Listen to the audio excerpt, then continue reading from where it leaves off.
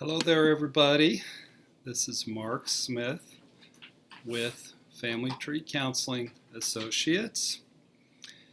And tonight, I wish I could say that we had some exciting guests to come in and share the questions, but y'all got me tonight.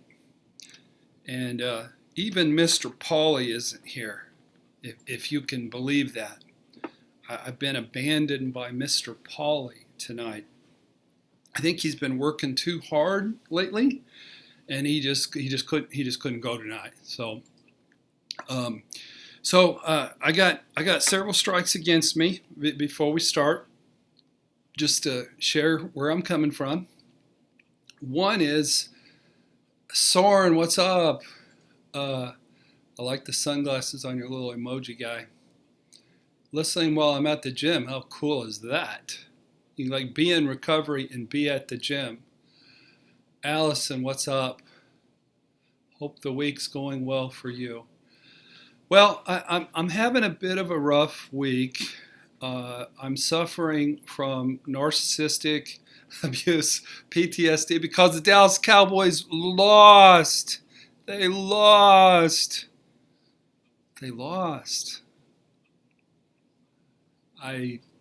It's going to take a while for me to overcome this traumatic event.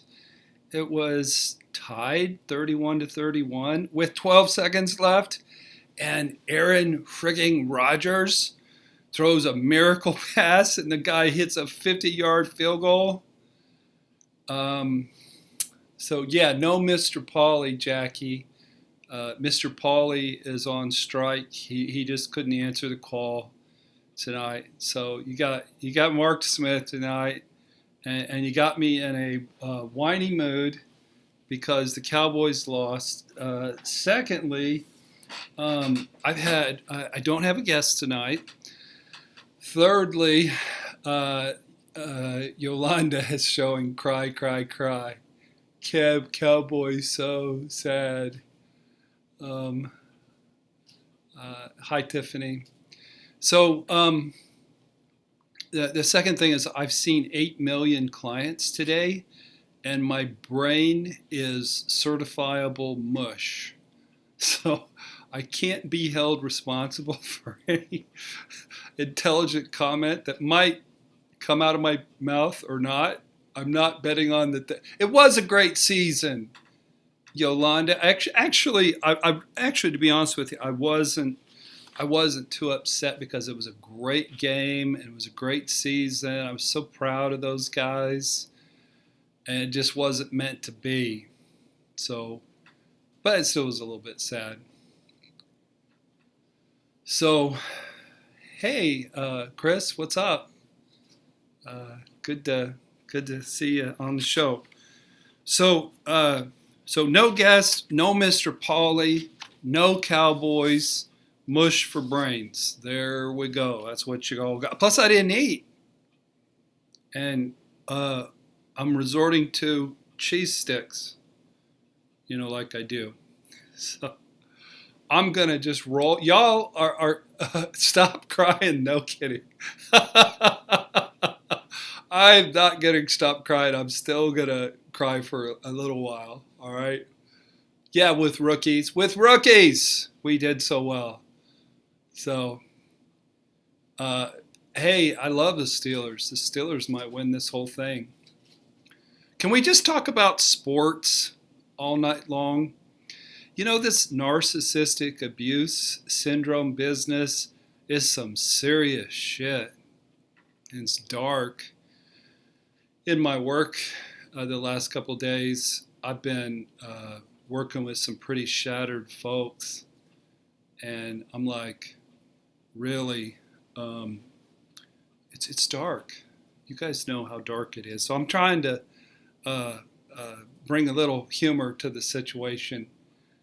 Cheese sticks are good for you with applesauce. I don't have any apples. I've heard of pork chops and applesauce, but not cheese sticks and applesauce. So anyway, I want to start with, there was a comment that I took off the channel, and the gist of the comment was, I don't know about this therapist guy, licensed therapist, who he keeps dating cluster B women.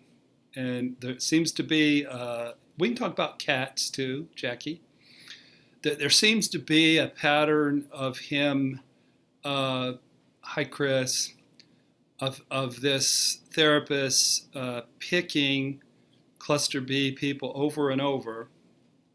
And they were framing it as that's bad.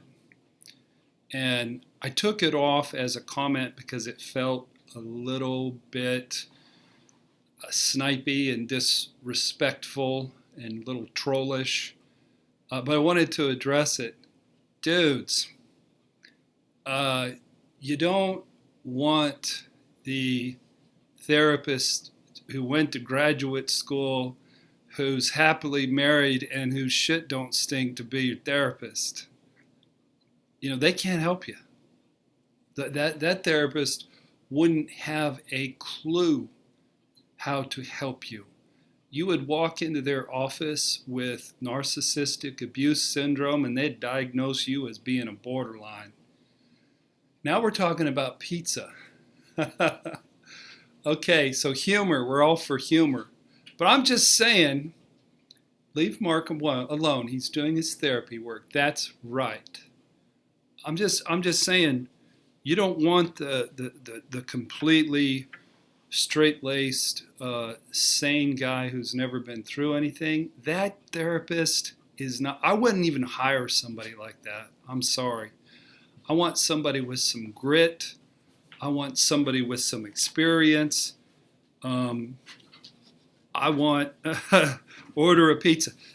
So, Chris, the thing is, I'm on a low carb thing because I put on a few pounds over the holidays, so I'm low carb in it. So no pizza for me, bro. So no.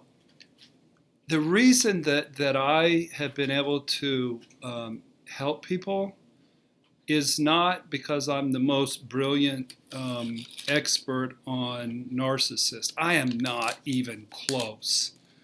There are 25 YouTube video makers who know more about narcissism than I do. Some of you know more about it than I do. The reason I'm able to help people is I'm freshly experienced in recovery from narcissistic abuse syndrome. Chris says, what's a cluster B? Somebody answer Chris's question, will y'all? So, you want somebody who's been where you've been. And these shattered people come in, and I just have so much empathy for them. I almost start crying when I see when I hear their pain. And so you don't want somebody who's 10 steps behind you. You want somebody who's 100 steps in front of you, but on the same path. And so I just wanted to say that. I think that was a little bit of a troll comment, but I wanted to smoke that down and put it away because it's baloney. You want somebody who has some recovery experience. And guess what? Being a therapist does not keep you from having issues. I think if you become a therapist, I think it's because you have issues. So, anyway, just wanted to say that. Now, I've got some short questions. I've got some long questions. I feel like I now want to give all my potential partners an MMPI before I start getting serious. Allison, dude, you rock. Wouldn't that be great to, on a first date, like meet at like Starbucks and bring in the MMPI and have him fill that sucker out? It's not a bad idea. Chris, an MMPI it's probably the most famous psychological instrument that psychologists give. and it measures pretty accurately what your diagnosis might be. Yeah, it's a personality test. That's funny. Okay, so I'm going to start into these, and if y'all have some questions, go ahead and send those in. I'll try to fit them in between cheese stick eating. I also have an Adkins bar. These are low carb candies, and they're yummy. You know what? When I get really tired, I get goofy. So I'm promising that we're going to be like extra goofy tonight. So you're going to have to roll with. If you don't want to be extra goofy, I don't know if this is your place tonight. So I made a video this week. What was it called? What was the video called? I did make a video this week. The one about inspiration. We're looking it up. Our research department is looking it up. But what it was, the Dallas Cowboys were making inspirational videos. And they called it "Let's Finish This Fight." So have you tried cauliflower crusted pizza? I could eat that, Chris. I should try that. Hey, Sumit, what's up, dog? Sumit is from Maryland, and he actually comes to Indianapolis sometimes, and he's one of our big fans. So anyway, I made a video called "It's Time for You to Take the World by Storm," and I was inspired by a message from one of you guys who wrote an email to one of our therapists and said, "Hey, if you have challenges and difficulties and struggles, which we all do, maybe it's a time for you to officially take the world by storm and write your opus, and go be brilliant in the world and do what you've been doing, but do it bigger and do it more powerfully." So I was all fired up, and I made that video, and I got a response from Walk a Minute with Me. I don't know if Walk a Minute with Me is online tonight, but if you are, let me know. And he said, "How do I do that and figure out how to survive financially? I'm struggling, and I'm really just ready to give up." And I heard that spaghetti squash is great with sauce. That sounds good. Mark, how do you go about ending a huge smear campaign at our job? Any insight?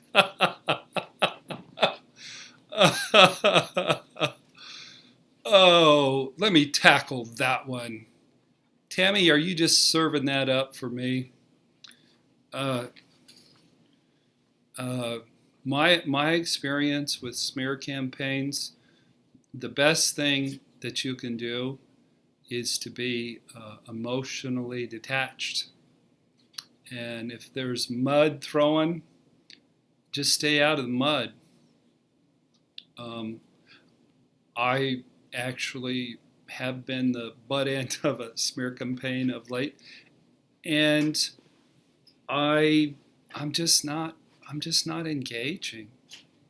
And the worst thing you can do if there's a big smear campaign going on at work is to get reactive and to start throwing mud balls back at them. All that will do is escalate it. So what I've found is the key is just know who you are. If you know the truth about you, you don't have to go around setting the record straight. Yes, ignore smear campaigns and walk around with a sense of peace and tranquility and self-confidence. What's this? A sex addict therapist. That's hilarious, but unhealthy. I don't know. Joy also gets loopy when she's tired. Okay, so Dar, are you out there? Dar has become one of our regulars, and she responded to Walk a Minute with me when he said he just wants to give up. And she said, first you need to just get into a better space, and you need to heal a little bit, and you need to reach out for assistance if you need to from any government sources. But if you don't, shift your energy and your vibration, and this will I don't know what she says here. This shit won't destroy you, I guess is what she's saying. What is it that you truly want to do, she asks. Believe it or not, you can do that and earn a good living. You just have to get into a positive place. So I love the truth always wins, right, Mark, Jackie? Well, Jackie, I don't know if the truth always does win, to be honest with you. I gave an example on my video of the worst by proxy abuse in the history of the world, and that's Nazi Germany.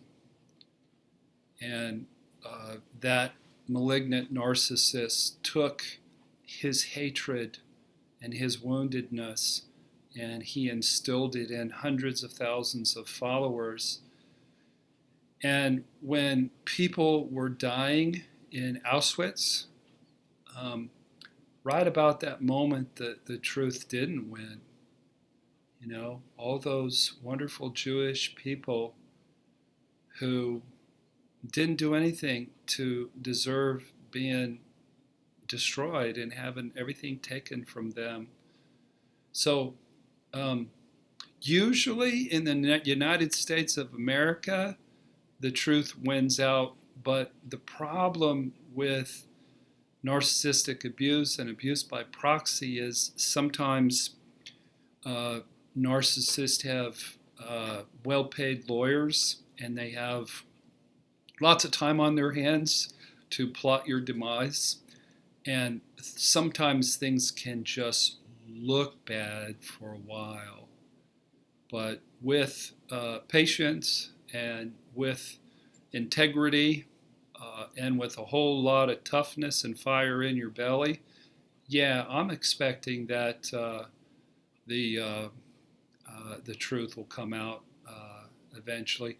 Everybody's inviting Sumit to the group, so that's awesome. So I still haven't gotten to my cheese stick here. Okay, so I thought Dar gave Walk a Minute some really good feedback, and then I chimed in and said, I hear you, Walk a Minute. Don't give up. I was just trying to instill a spark in your heart to fight and do whatever you can do. You know, if getting a job for $10 an hour for 20 hours a week is what you can do, then go do that. And just put one foot in front of another, and get some food on the table. So please don't give up. Okay, second question. Y'all are just chatting back and forth, and everybody's like, Happy New Year, Happy New Year. So far, this hasn't been the happiest of New Year's for me, but The thing about recovery from narcissistic abuse, you have to be relentlessly committed to your recovery process. You really do.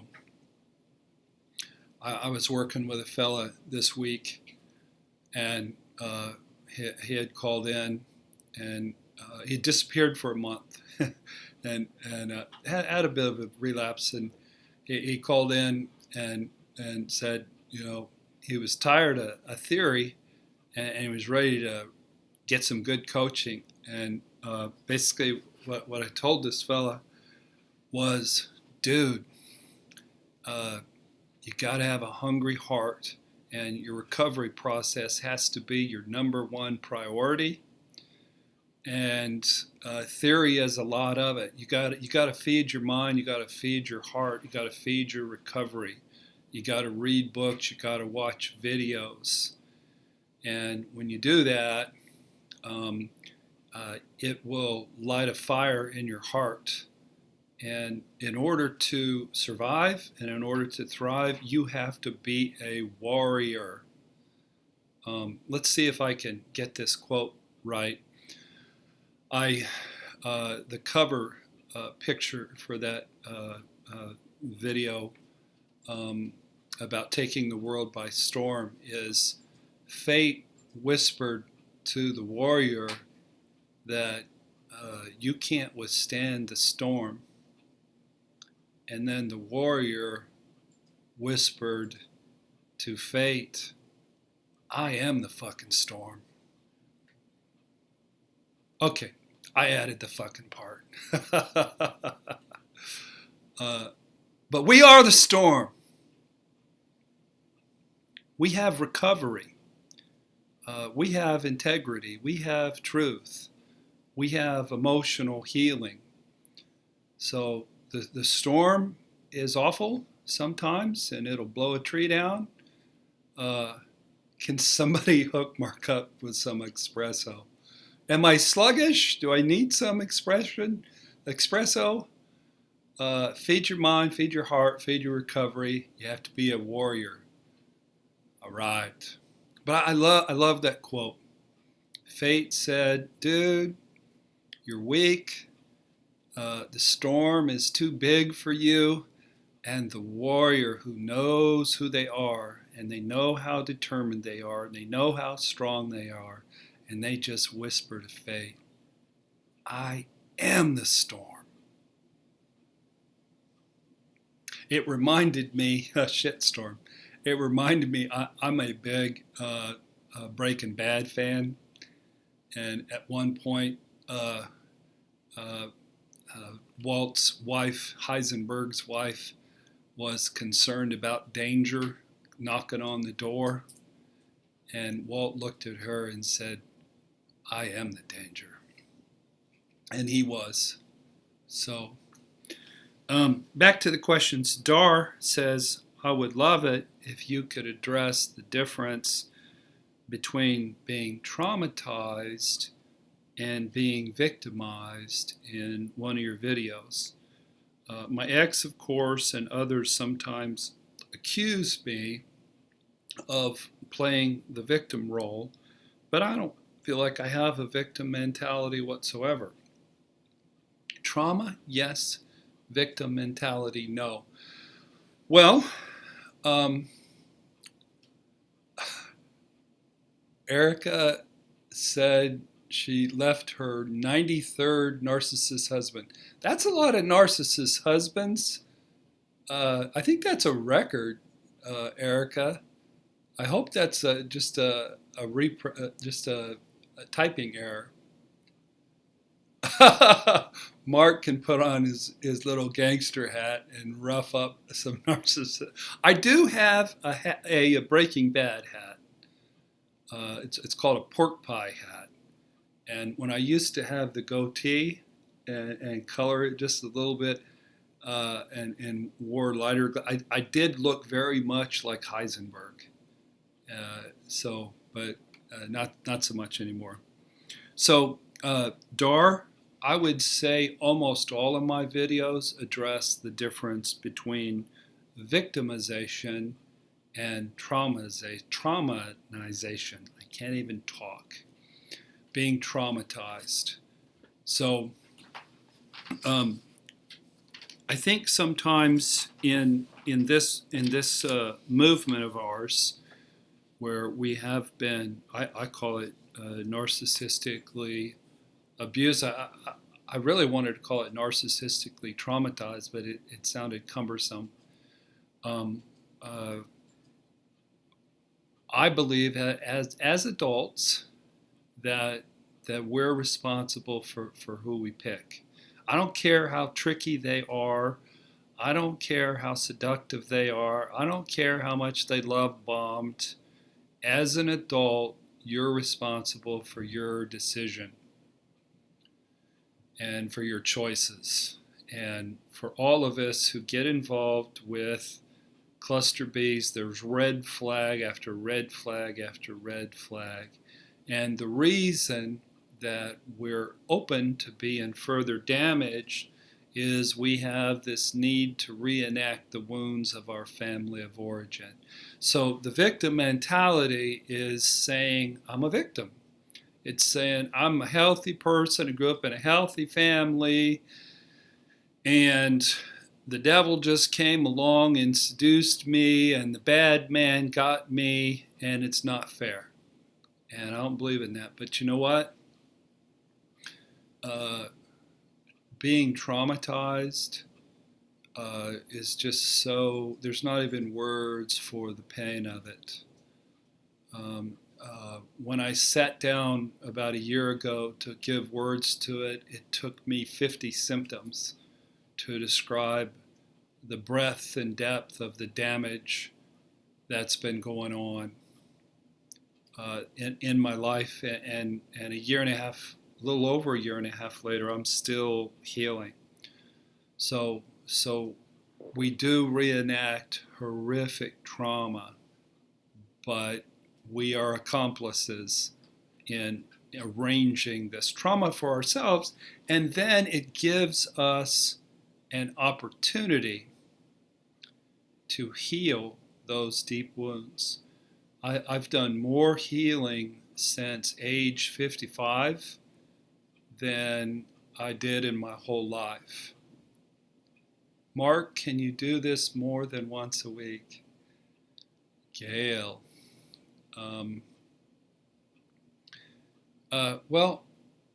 We do make videos. I probably made 4 or 5 videos this week, counting the live streams. But no, right now we're a little low on staff because half of our live stream staff is unavailable right now. Thank you, okay, about the 50 symptoms. Who's Ryan Thomas? I don't know who Ryan Thomas is. So no, we can't do the live stream more than once a week, but we're going to do it every week except for holidays, because we believe in community and we believe in you guys talking to each other and developing friendships and support, and we get a lot out of it as well. Okay, so another question here. I got a question from Diane, so we'll jump on that. Hi, Mark. I've been abused by my mother and my ex-husband. I'm so messed up, I'm barely functioning. How do I move past this? So, Diane, you've been recently shattered, and this is going to sound a little bit narcissistic on my part. Honestly, what I would do is start with my video, the 50 symptoms of narcissistic abuse, made back in December 13th of 2015, and just follow my journey along, because you don't have to reinvent the wheel.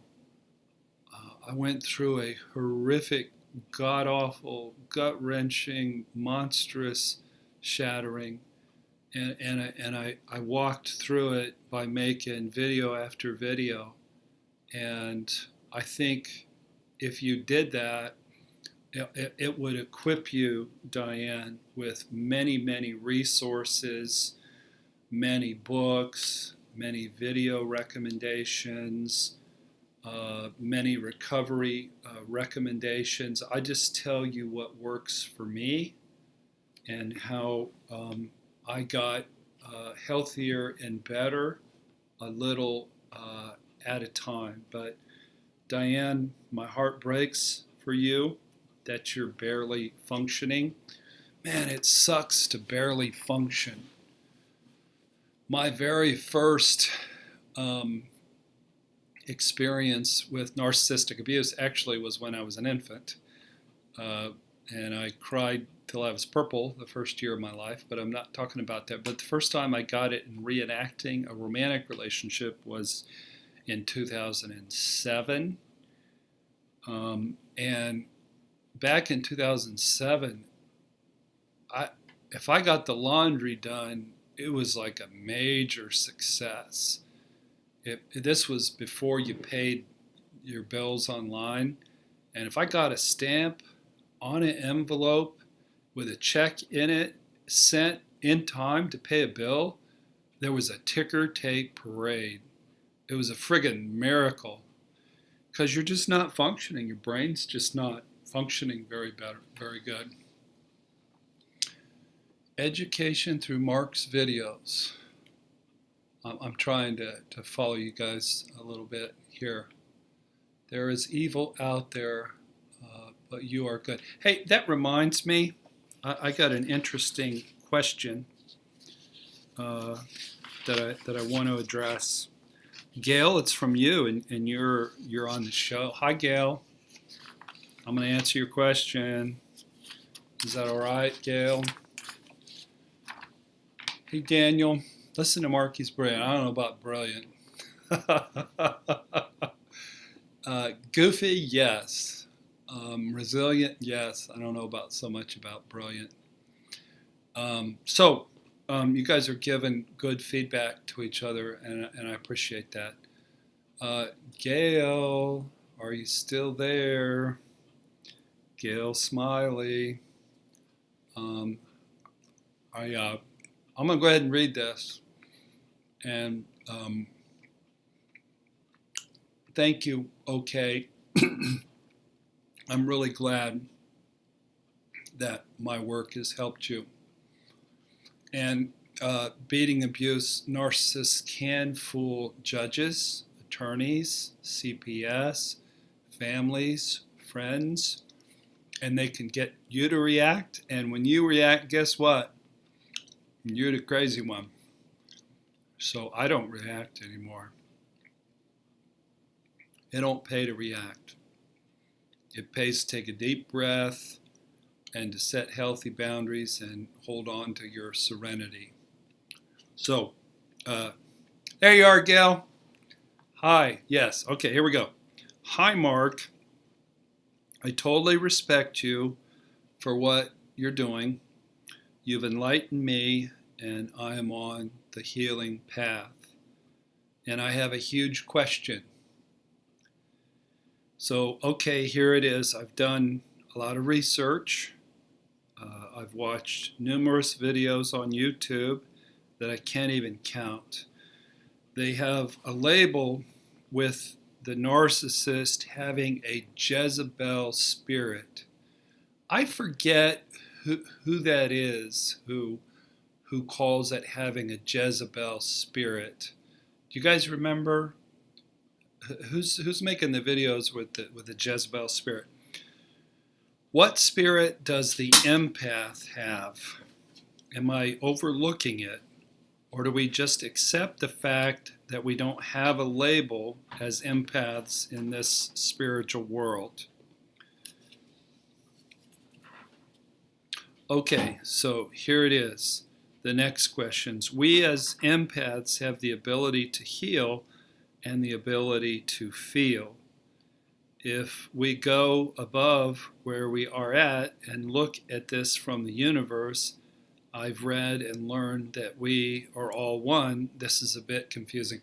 Anyway, I'm not going to go through and read this whole thing, but so Gail, I'll share. Um, I'm not sure who it is that's sharing the Jezebel spirit thing, but honestly, I really don't believe in that. I don't. I personally don't believe that narcissism is driven by satanic or spiritual darkness. God, it sure seems like it is, though. Um, they really come across as just so horrifically evil. But I'm just saying, I personally don't believe that there's a Jezebel spirit. Now, the woman who I was engaged to, she was Jezebel. But I don't think it came from a spirit. I think it came from an extremely wounded childhood. I think it came from a cluster B disorder, and I think it came from a very naive and gullible guy she was dating. And then, in terms of empaths, um, you know, I'm going to call you guys on something you may not understand. So, I hate I hate the phrase narc.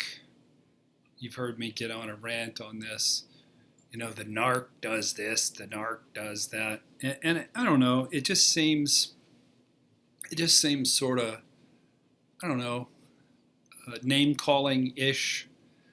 And uh, it, so we, so in this case, Gail, and you might be right. I'm not saying I'm right. I'm just giving my opinion. I'm not saying I'm right. So that the narcissist has a Jezebel spirit, but we're empaths. It almost makes us out to be like angels. Um, I'll get to you, Jackie, here in a second. You have some interesting stuff. Um, and we as codependents and as naive people and as people needing to reenact our family of origin stuff, we people with fragile hearts that get destroyed, I like to call us narc rhymes with Mark. Jackie says, dude, don't mess with me. I'm trying to concentrate. I don't even know what I was talking about. Um, I've I've lost my concentration, and it's Jackie's fault for doing that. Um, no, we as empaths, we're codependents, we're rescuers, and here's my belief that as a codependent, if you get involved with a narcissist, we always pick somebody as unhealthy as we are. So it's not like on a scale of 1 to 10, we're a 6, that healthy, and they're a 2. No, if you pick a 2, it's because you are a 2. And I always wondered why I was with this former fiance of mine, because she was just clearly batshit crazy, and I didn't seem batshit crazy. I was running this really successful practice and selling books, and I really didn't get reactive very often.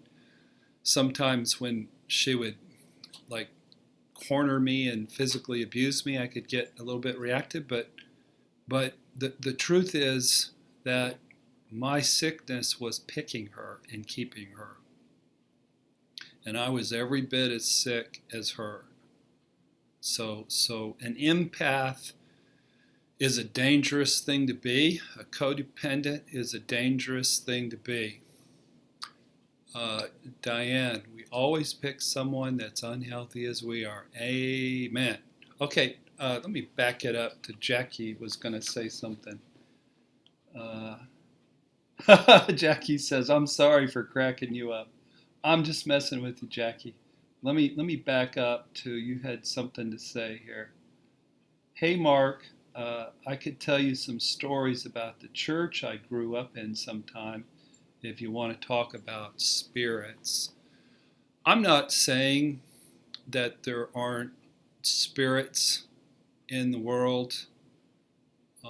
I grew up in a church where there was, uh, demons being cast out and that sort of thing. But I'm just saying that there might be awful spirits out there, but that is not the main cause of this avalanche of narcissistic abuse in our society. The cause of it is narcissistic parents wounding their children. Okay, so Regnat says, now if Mark could answer my question. What's your question? Do you know what Regnat's question is? I missed it. Send your question again and I'll take a shot at it.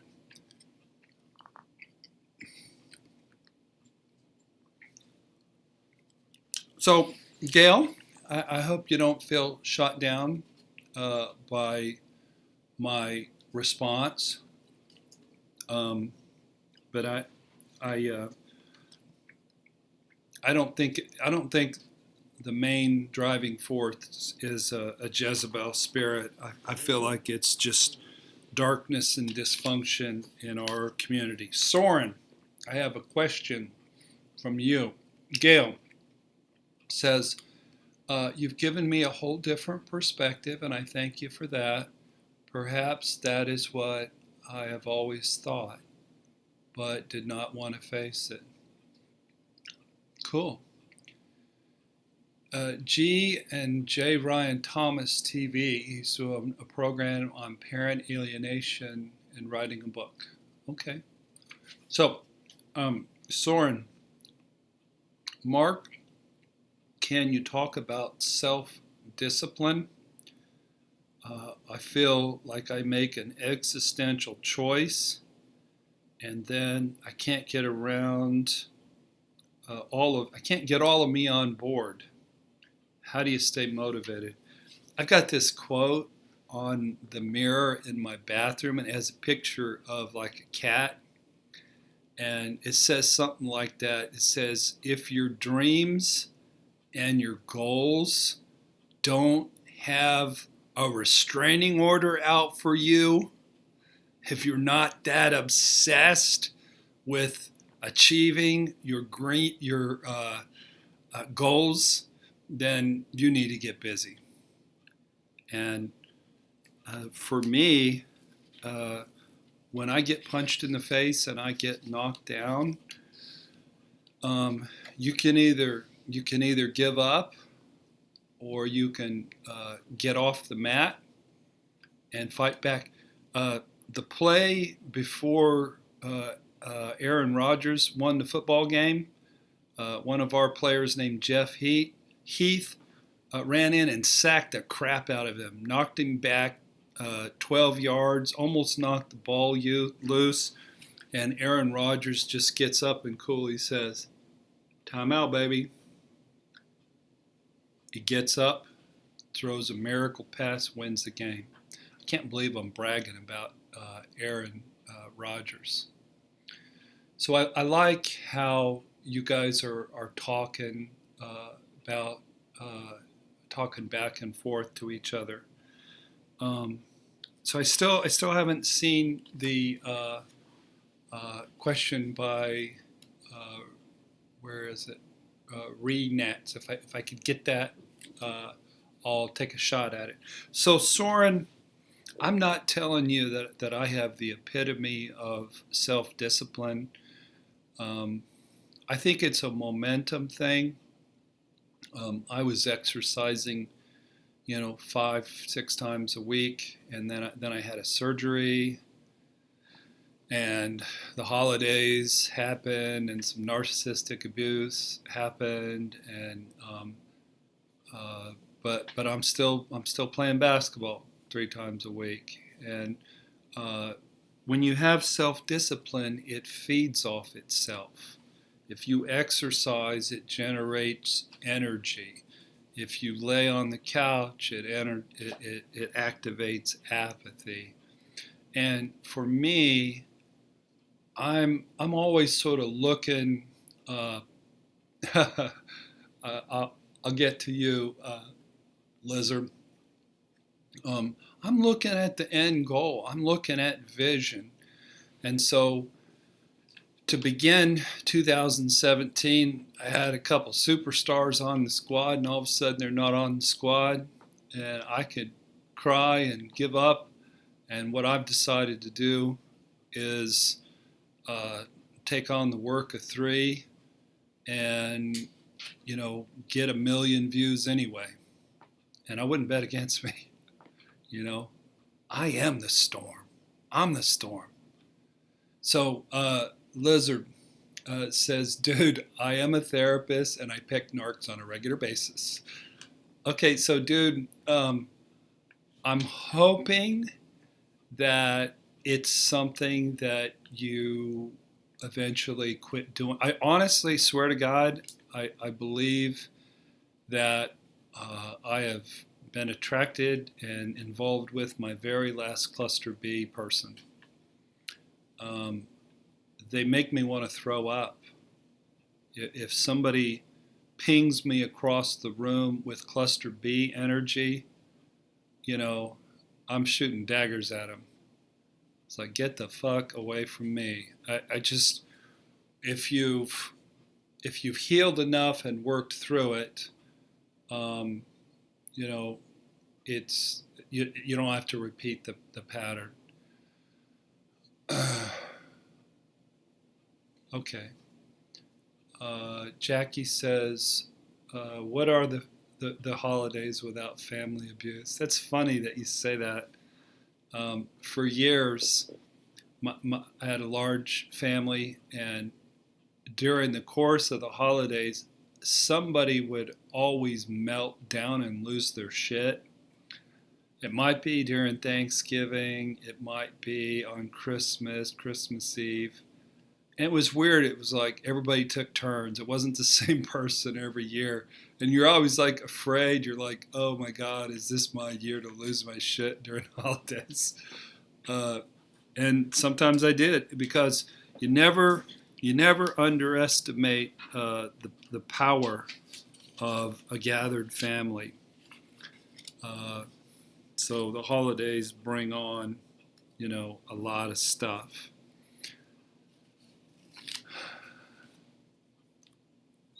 Clock sent you an email. I know it seems like I've never had a relationship with me before she passed away. Okay, here's the question. I got it. I'm a little slow. Have I mentioned that I'm a goofball tonight? I got the question. Here's the question. My mom passed away in July. My dad still expects me to communicate and to go see him often. When I visit, I do chores and I cook for my dad, and he always complains and he questions me a lot. I'm so tired. Jessica P., done with cluster Bs, right on mark. I'm done. I'm retired. I'd like to announce my retirement from romantically being involved with cluster B. I resent my career. I have remorse for my career, but I'm retiring. So, Regnance, I didn't see a question there, really. Um, I did hear that you're tired. And if you're real tired, you probably ought to be going and cooking for your cranky dad who complained. Pay attention to your body. If your body's telling you that you're tired, I have this belief about codependents, and that codependents are like they're in the wrong place at the wrong time with the wrong people, for the wrong reasons. So, if you really pay attention to loving yourself and you're tired, you communicate to your dad dude, warm up a cup of soup because I ain't coming. I need to stay home and take care of myself. I know it. It seems like it. He never even had a relationship with me before she passed away. I don't know how that fits in. That one. Okay, so I'm sorry. I don't know where that fits in. A retirement is well earned. Do I get a gold watch for 12 years of dating cluster Bs? No, not. I get a lot of debt, and I get smear campaigns. It's quite a legacy that I have. Okay, um, so Ren gets. It's the rest of her comment when she says, I know it seems like it. He never even had a relationship with me before my mom passed away. I'm not big on owing your parents. I'm really working this cheese stick, dudes. There is a brilliant book by one of the best therapists of all time, Alice Miller. And the book is The Body Never Lies. And I want to strongly encourage all of you to read that book. How about a Mickey Mouse watch, Mark? Where did that come from? Alice Miller, The Body Never Lies. She writes a book on the concept of honor thy father and mother. And what do you owe them? And she goes through and she comments, she researches famous writers, sculptors, painters, playwrights throughout Europe, throughout the centuries, and she studies their family of origin, and she looks at the health problems that they had, and she makes a case for honor thy father and mother is shoved down our throats, and we're not taught to take care of ourselves and to protect ourselves and honor ourselves enough. So please read that book if you have issues to work on with your father and your mother. Beating Abuse says, Mark, I'm working on my reactivity, and that's great advice for everyone. It's hard when there's so much built up emotions and they continue to antagonize. And that's where what I'm saying is you don't hold the emotion in. One way that I work the rage out in my system is through deep processing. And I've talked about this before. I have 4 deep process methods. One of them is unhealthy, and 4 of them are healthy. The 3 healthy ones are, I have a tennis racket that I used to keep on my fluffy couch. And I've gotten so much better. I put the tennis racket back in the garage because I wasn't using it. But when I was in the early stages of my narcissistic abuse, I would hit the couch with the tennis racket and work out rage in that way. I got myself a punching bag, and I've spent a lot of time punching that bag and a lot of times screaming when I'm punching it. And the third thing I do is when I'm driving in a car, if you got the windows up and you have issues come up, just scream as loud as you can. Nobody's going to hear you. Now, I used to do this in convertibles and get some funny looks. So if you do primal scream rage in a convertible, you might get arrested or get pulled over. Guy says, I could probably inhale a package of cheese sticks and you're still eating one. I did only eat the one. I think I'm going to start working on the little mini Atkins bar next. And Diane says, we owe our parents nothing. My parents are both deceased. My mom died August 6th of 1996. My dad died in 2003. I don't feel like I owe my parents anything out of guilt and shame. Jackie says loud music works. I have a close friend who rock and rolls and works out issues with loud music. Primal screams are a great release. The problem when I'm looking at these questions is I completely, I know it's Jackie. I completely forget where we're at. And I'm in the middle of answering, and then I see you guys making your cool comment. So pardon the flow. Mary says, what about the feelings of guilt of many out of character reactions that seem to tempt to self-justify and keep it going? Mary, I'm going to take this, that feelings of guilt that we have when we act out of character that seems to attempt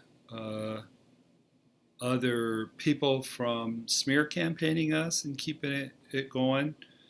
And my approach is, I used to have this really fun, probably histrionic client, and whenever she did something wrong, she'd come in and she'd begin the session, she'd say, Mark, I really shit my pants this week. And I loved that way of expressing that she messed up. And for us in recovery, the cool thing is we don't have to be ashamed. We can admit when they're wrong, and when we're wrong, and we can humbly apologize.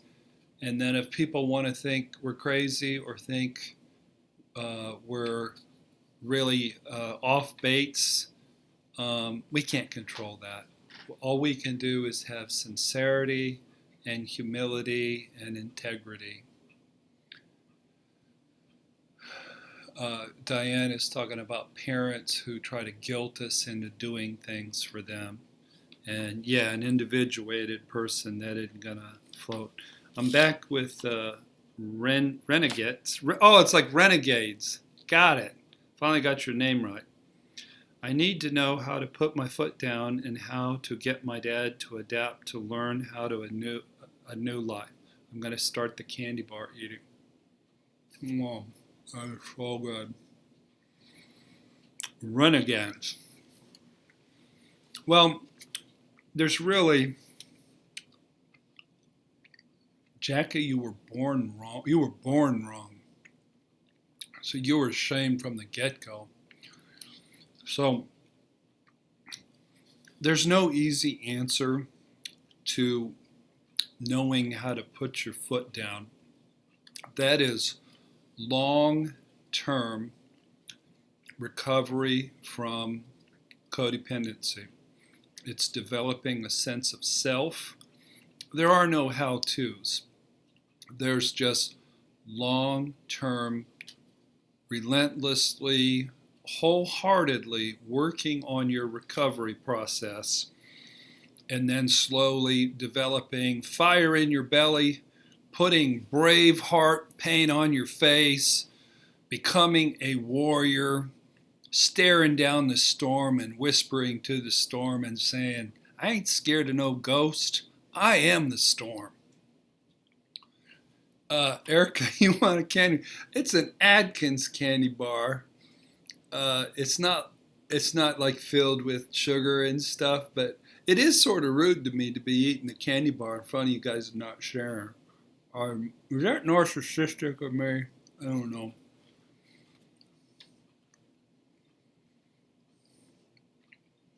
Okay. So does that make sense? Okay, I'm going to read a long letter, email I got from Kathy, Kathee.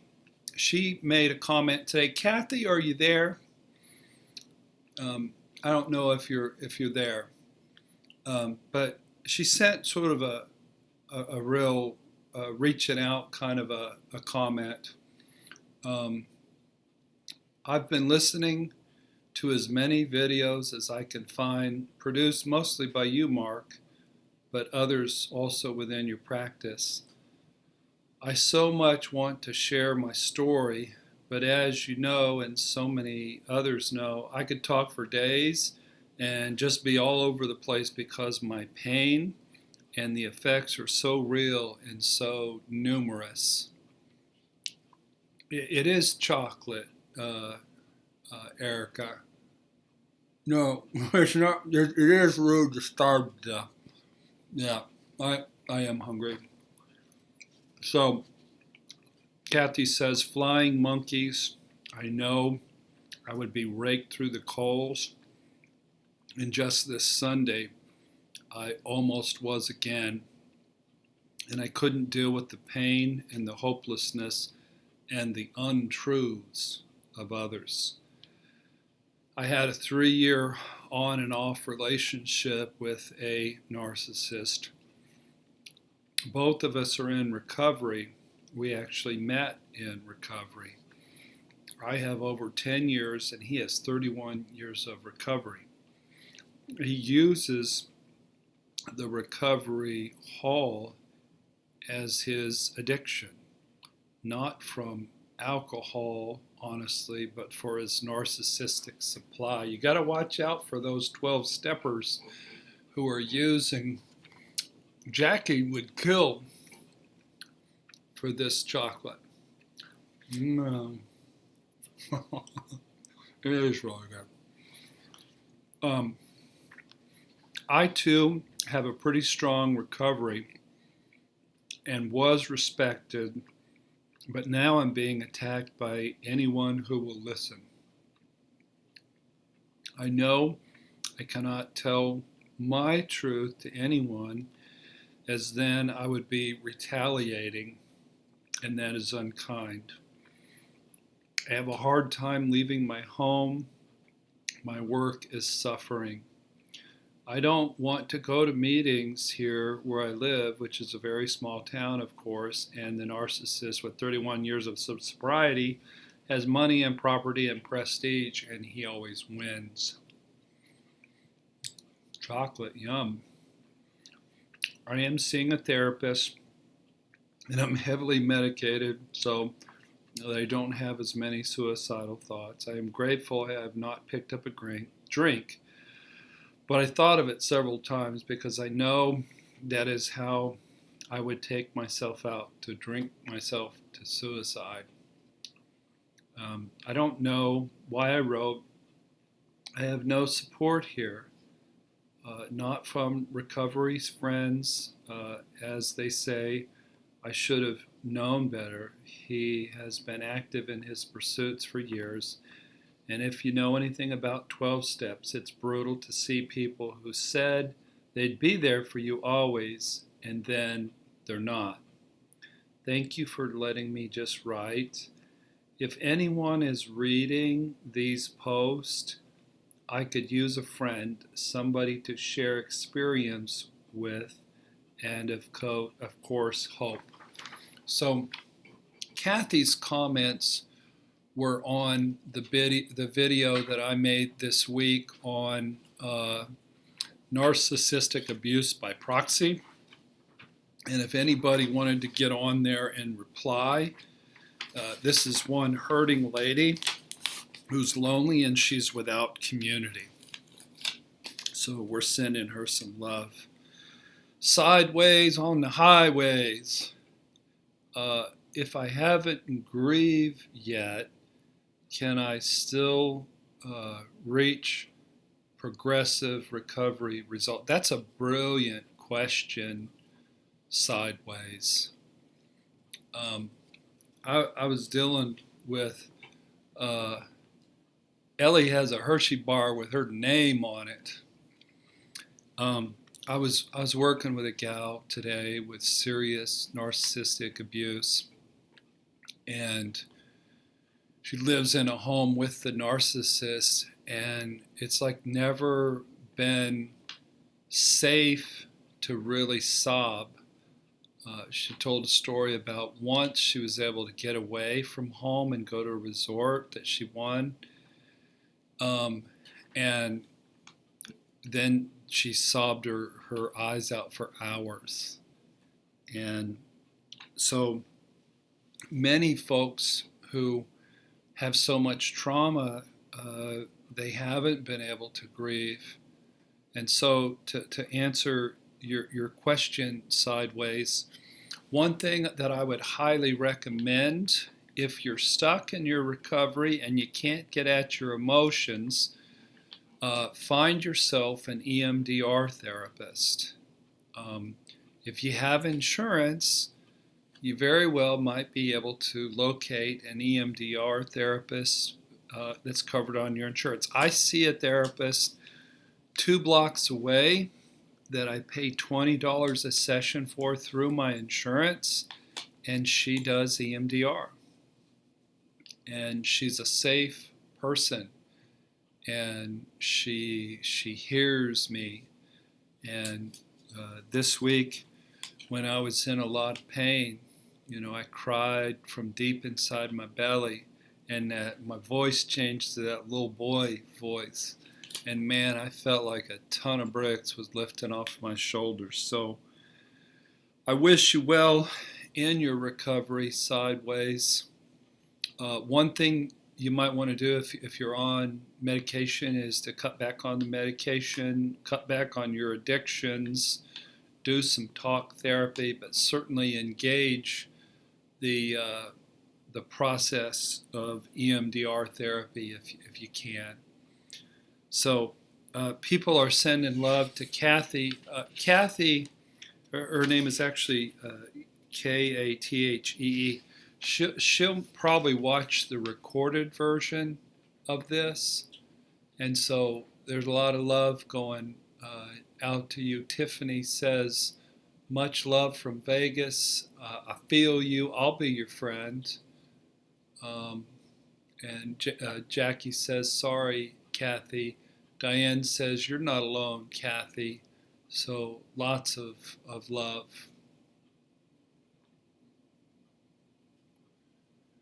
So we had a question from last week that we didn't get to by, I think it's Daniela. And the question was, I have a question. I'm working hard on my boundaries and how to set them. And I just realized it's really difficult for people to set boundaries for people because I pity them. And now, how can I overcome this? I'm sorry, my mind just flashed back to Rocky, where Clubber Lang says, I pity the fool, who would want to fight me. What that has to do with this question, I don't know.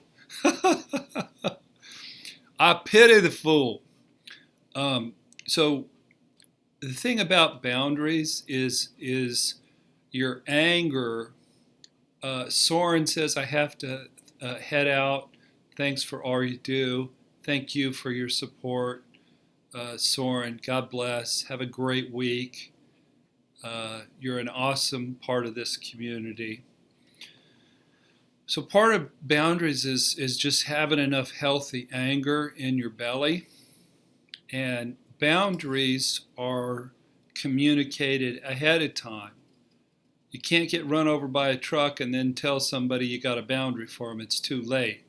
You got to set it up ahead of time, and it needs to be shared firmly, but respectfully and even kindly. And the boundary needs to have some sharp teeth. If somebody violates the boundary, it needs to hurt. So in your case, Daniela, you're rescuing because your pitying the fool is bigger than your need to protect yourself. So you need to work on loving yourself, being in touch with your power if you're going to set effective boundaries. The lizard said, I'm only attracted to the cluster B. Non-Bs are boring. I got to back up. I lost you there. Where'd it go?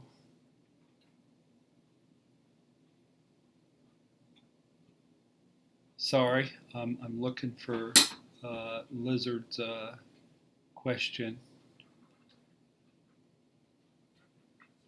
I've been handed it to me.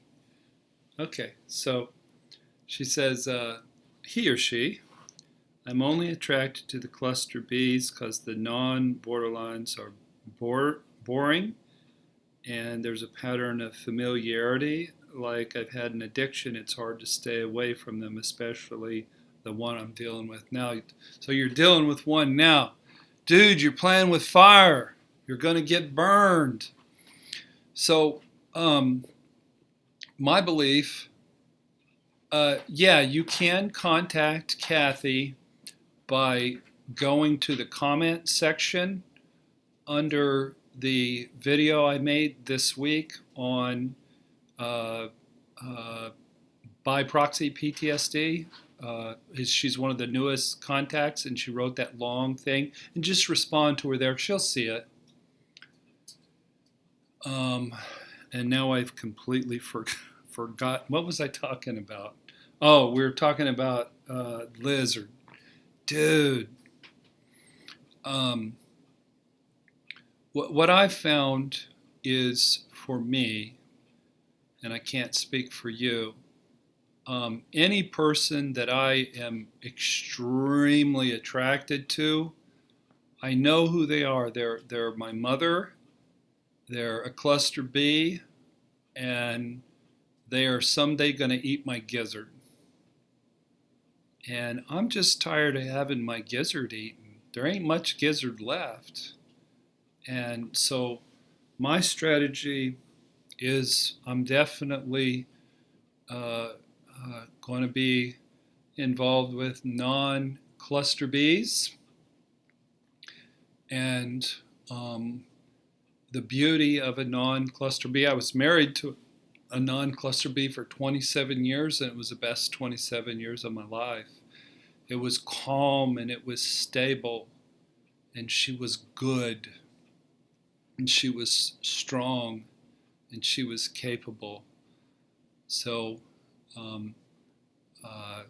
if I were you, I would find a non-cluster B and not have an addictive relationship, but have a relationship based on emotional intimacy and shared goals and shared power, and slowly build an interdependent relationship with somebody who's not crazy and not reactive. That's what I'm going to do. Yeah, I believe Kathy is in a serious situation. She just sounded just so sad and so lonely. Abusers do project their BS onto you, and it is good to keep researching. I got another question here. Narc Alone, thank you for making a video about this. I don't know which video it was. In my case, it was the abuse by proxy one. In my case, the abuse by proxy has even turned violent, even though my husband, who discarded me just before the holidays, never actually physically abused me, but abused me in every other way. You know, the thing about narcissistic abuse and narcissistic abuse by proxy, it can be violent. Jackie says some people should come with a warning label attached. In a way, almost all of us should come with a warning label attached. But especially, you know, narcissists should have like one of those big, ugly things you see on extension cords, and it's hard to cut them off. They should come with big signs warning of danger. The fact that these people who are abusing me have actually come from my closest support network. Narc Alone says, I'm Narc Alone. That's a sad name. They've come from her closest support network, and they've been completely alienated from me during a time in my life when I needed them, as well as being isolated over the holidays, which was even worse. These people who go through this situation are traumatized enough, and then to have this drama is really horrible, and it's often very unexpected. How do you say her name? Tanya. Tanya has a tractor beam to draw in folks. That's pretty cool. That's a Star Trek reference. This drama that is really horrible and it's very unexpected. Your experience illustrates that these flying monkeys, so to speak, can come from out of nowhere and at unexpected times. It's important for people to anticipate them, especially if you're already feeling fragile. Hopefully, they can deal with these unexpected attacks a little bit better and with a little bit more understanding in the future. So I went through and I thought about most of my experience with narcissistic abuse by proxy. And a couple of the situations really weren't on me. They really were, like when I was 13 years old and somebody got on the newspaper and the TV and called me a murderer. That was not on me. But as an adult, most of the narcissistic, all of the narcissistic abuse and most of the narcissistic abuse by proxy, I either didn't see who people were, I was too naive, I didn't know the politics of a situation, or I invited the devil into my house. And yes, it's shocking that it's unexpected, but if you really know people, you sort of should expect it. So, okay, so I'm just about out of questions here. Is it common to feel insecure around them? I don't know if this is the same question.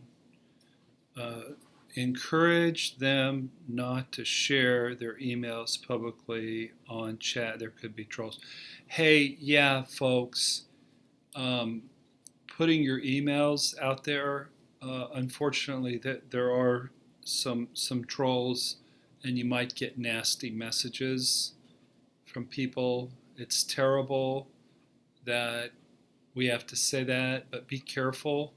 I know you guys are lovely people and you're just wanting to support each other and you care about each other because you have empathy, because you've been through this. So, but I wish there was a safer way that we could. Why don't you guys do this? Why don't we start, well, I don't even know that is work because a troll might send in their email address. I was going to say you could send me your email address and I could send out a list. Darn it all. I mean, I wish the world was a safer place. I wish there weren't narcissists out there looking to go to war and to mess with people, but there is. So, Corinna, I don't know what the first part of the question is. You can do private messaging through YouTube. There's your answer. Do private messaging through YouTube to people You probably have to send a request to be their friend, or maybe you don't through YouTube. So you can send a private message through YouTube. Is it common to feel insecure around narcissists? Okay, got it. Hell yes, it's common to feel insecure around narcissists. They're scary, they're intimidating, they're unsafe, they're manipulative. You never know when they might fly into a rage. You never know when they might put a knife in your back. It would be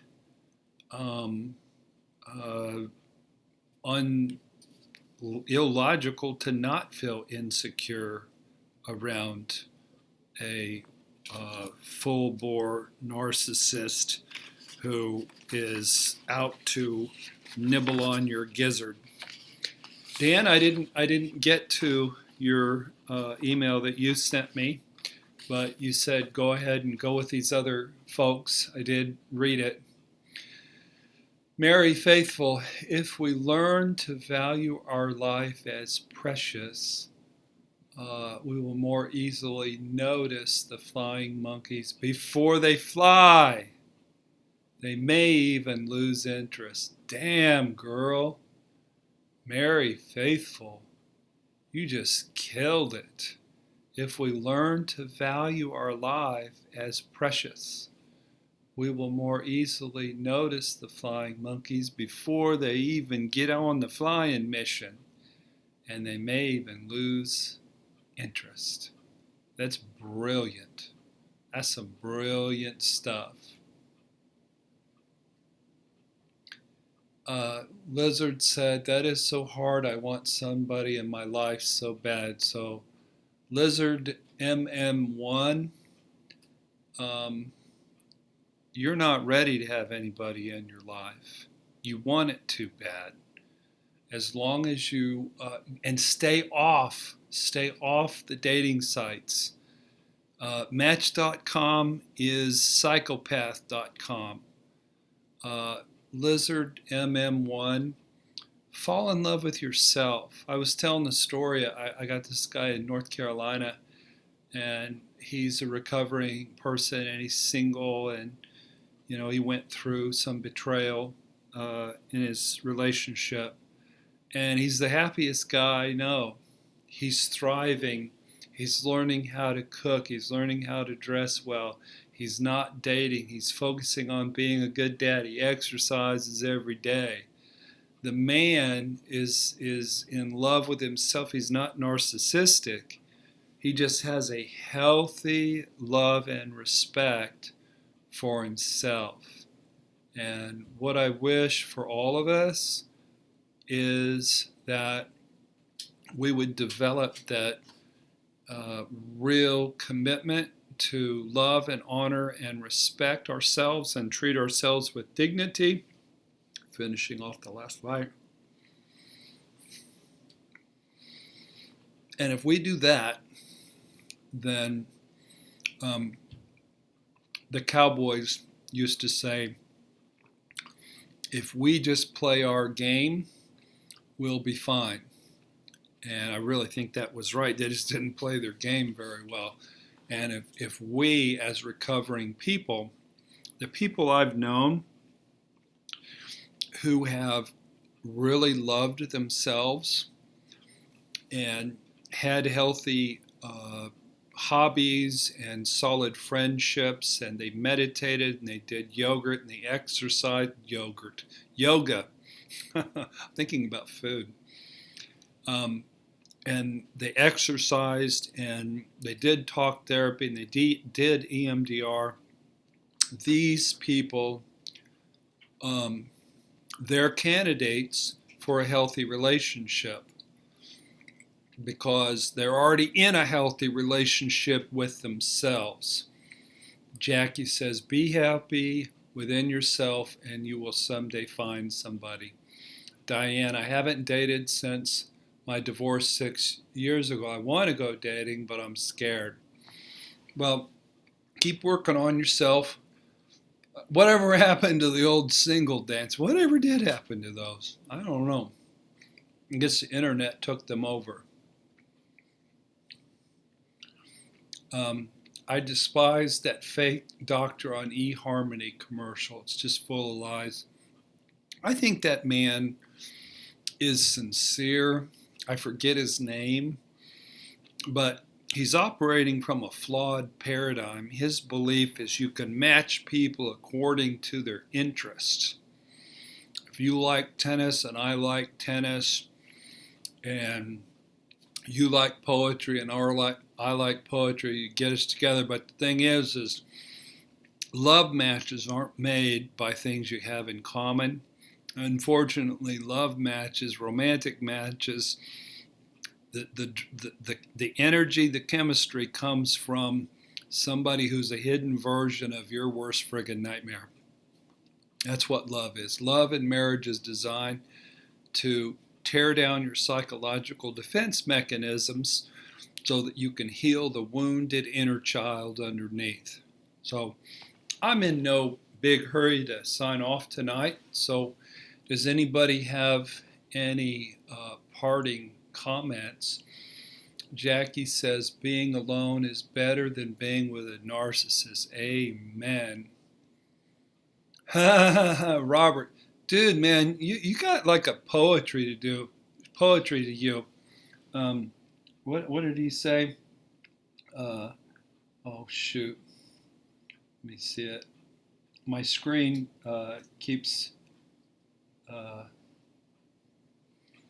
Oh shoot! I can't make it go down. He said something when the flower bud.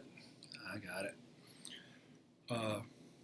Robert says, when the flower blossoms, the bees will come. Dude, you got wit. How old are you? You got wisdom. You're impressing me.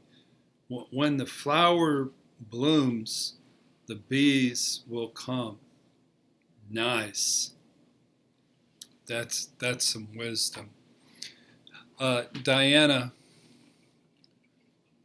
Roberts says he is a writer. I knew you were a writer, dude.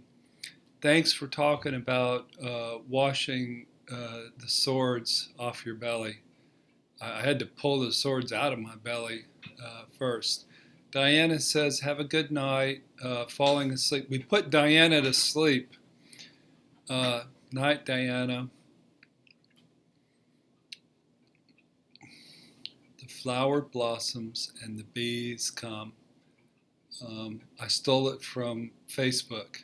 Dude, I get a lot of my best stuff from Facebook. Just a parting thought, and it was on my rah-rah video about taking over the world.